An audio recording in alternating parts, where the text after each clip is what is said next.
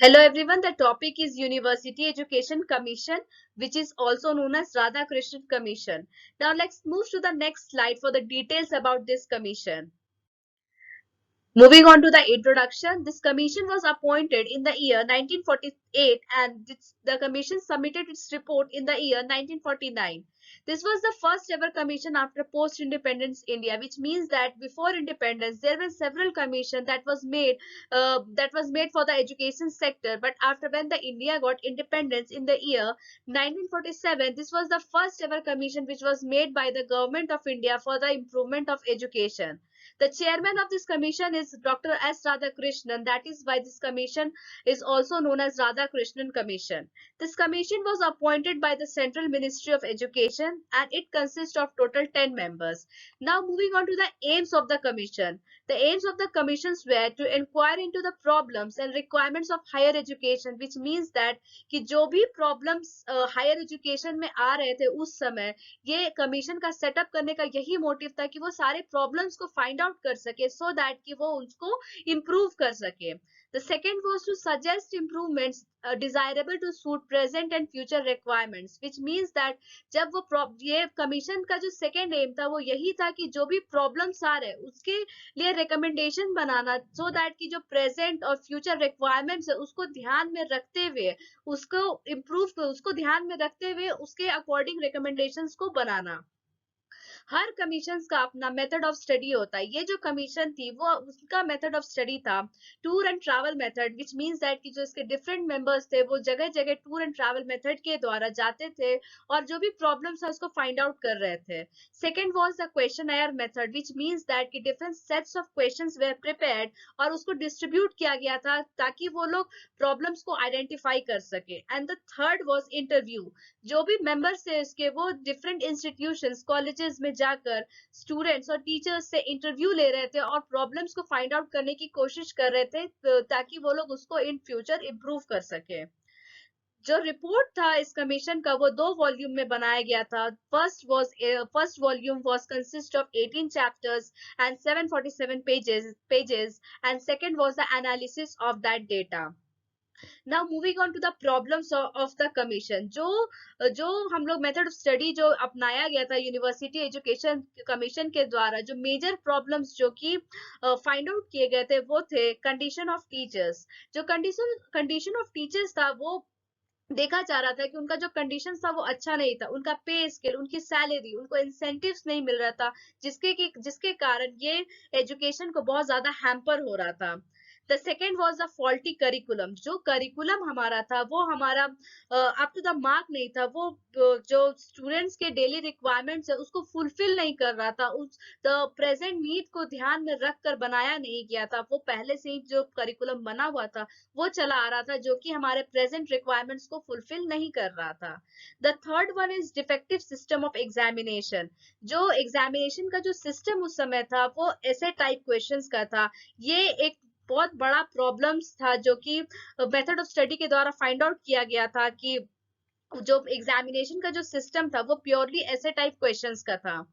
The next one was English as medium of instruction. जैसा कि हम जानते हैं कि हमारा कंट्री इंडिपेंडेंस से पहले ब्रिटिशर्स के अकॉर्डिंग रूल हो रहा था. तो जो ब्रिटिशर्स जब आए थे तो वो इंग्लिश को as a medium, compulsory medium of instruction बना दिए थे, जो कि इंडिया जैसे कंट्री के लिए वो सुइटेबल नहीं था कि हर कोई इंग्लिश में एजुकेशन को इम्पार्ट कर पाए.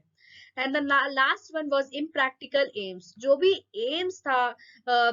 एम्स बनाया जा रहा था वो अप टू द मार्क नहीं था. वो एक एबल सिटीजन जो कि एक नेशनल डेवलपमेंट में कंट्रीब्यूट कर पाए वैसा एम्स फुलफिल नहीं कर पा रहा था. So yes, basically these were all the major problems that was highlighted by the University Education Commission. And the different recommendations that was given by these commissions are AIIMS of university education. जो major recommendations था, जो AIIMS है university education का वो था एक able citizen को बनाना so that कि एक नेशनल जो हमारा नेशनल डेवलपमेंट में कंट्रीब्यूट कर पाए, उनके पास अच्छा लीडरशिप क्वालिटी हो, उनके पास अच्छा मोरल वैल्यूज हो, जो कि ये अल्टीमेटली जो है उनके ओवरऑल डेवलपमेंट को हेल्प करे, ओवरऑल पर्सनालिटी को इम्प्रूव करे. वैसा एम ऑफ यूनिवर्सिटी एजुकेशन को बनाने का रिकमेंडेशन दिया गया था. सेकेंड था टीचिंग स्टाफ। जो टीचिंग स्टाफ जो जैसा कि हम जानते हैं कि हमारे एजुकेशन का क्वालिटी तभी इम्प्रूव करेगा जब हमारे पास क्वालिटी टीचर्स होंगे। तो ये जो कमीशन थी वो टीचर्स पे भी बहुत ज्यादा फोकस की थी। उनका मानना था कि टीचर्स को अच्छी सैलरी, उनका अच्छा पे स्केल होना चाहिए, सो दैट कि वो अपनी जॉब से खुश रहे, और उनको time to time study leave भी देना चाहिए कि अगर वो आगे पढ़ना चाहते हो, अपने आप को अपग्रेड करना चाहते हो, तो उनको उसके लिए छुट्टियां भी प्रोवाइड की जाए। Next one was the duration of the course and working days. The next major recommendation was ये जो कमीशन था वो कोर्स का क्या ड्यूरेशन होना चाहिए, कितनी वर्किंग डेज होना चाहिए, इस पे भी बहुत ज्यादा फोकस किया था। तो जो ड्यूरेशन ऑफ द कोर्स ये बताया गया था कि ये वो लोग इस कोर्स में वो लोग उस कॉलेजेस में एडमिशन ले सकते हैं जो कि अपना 12th तक का एजुकेशन कंप्लीट किए हो, और उनको डिग्री तभी मिलेगी जब वो 3 साल का डिग्री कोर्स को कंप्लीट करेंगे। और जो वर्किंग डेज था वो टोटल 180 डेज था, एक्सक्लूडिंग एग्जामिनेशन। और जो स्टूडेंट्स का लिमिट था, strength of students were also fix, which means कि minimum 3000 to maximum 5000 students limit were fixed. The next one is the research facilities. जैसा कि हम जानते हैं कि रिसर्च पे बहुत ज्यादा फोकस किया गया था, क्योंकि रिसर्च ऐसा चीज है जो कि एक कंटिन्यूअस डेवलपमेंट, अगर हमारा कंट्री को कंटिन्यूअस डेवलप करना तो रिसर्च होना बहुत इंपॉर्टेंट है। ये जो कमीशन है वो अच्छे एकेडमिकली जो अच्छे रिसर्च स्कॉलर्स थे उनको अच्छी सैलरी देकर अट्रैक्ट करने का बात किया गया था, सो दैट कि जो प्रॉब्लम्स हो उसको हम लोग सॉल्व कर पाए। The next one was the reform of examination system. जैसा कि हम देखते हैं कि प्रॉब्लम्स में भी दिखाया गया था कि जो हमारा एग्जामिनेशन सिस्टम था उस टाइम का वो फॉल्टी था। तो ये जो रिकमेंडेशन दिया गया था एग्जामिनेशन सिस्टम में, वो पूरे स्ट्रक्चर को चेंज करने की बात कही गई थी। इनका कहना था अलोंग विथ ऐसे टाइप क्वेश्चंस उसमें ऑब्जेक्टिव टाइप्स क्वेश्चन को इंक्लूड किया जाए, ओरल टेस्ट को भी इंक्लूड किया जाए। The next one was professional education. ये जो कमीशन थी वो प्रोफेशनल एजुकेशन पे भी बहुत ज्यादा फोकस की थी। Professional education like agriculture, medical, engineering, technology, ये सारे एजुकेशन को भी डेवलप करने का बात कहा गया था। The another major recommendation is the establishment of UGC. UGC को यूनिवर्सिटी ग्रांट कमीशन को स्टैब्लिश करने की बात कही गई थी, सो दैट कि ये कॉलेजेस को सुपरवाइज कर सके, साथ ही साथ उनको फंड दे सके, क्योंकि सो दैट कि उनमें इम्प्रूवमेंट आ जाए। Next one is the scholarship.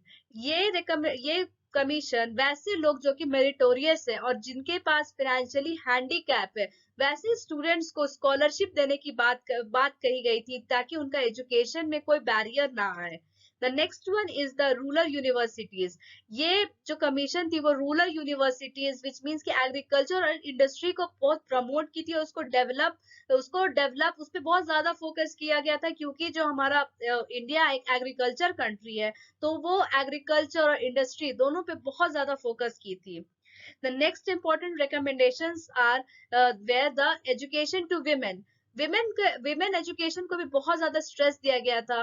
Women के लिए एडुकेट फैसिलिटी, कंड्यूसिव एनवायरनमेंट देने की बात कही गई थी, ताकि विमेन के एजुकेशन में कोई बैरियर नहीं आ पाए, उनको कोई हिंड्रेंस ना हो एक अच्छा एजुकेशन लेने में। साथ ही साथ विमेन के लिए अलग से कॉलेजेस को भी स्टैब्लिश करने का भी बात कहा गया था। The next one is the religious and moral instructions.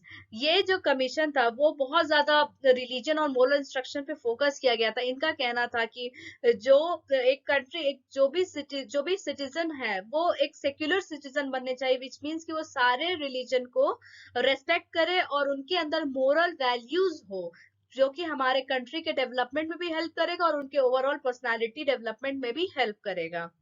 The next one was the medium of instruction.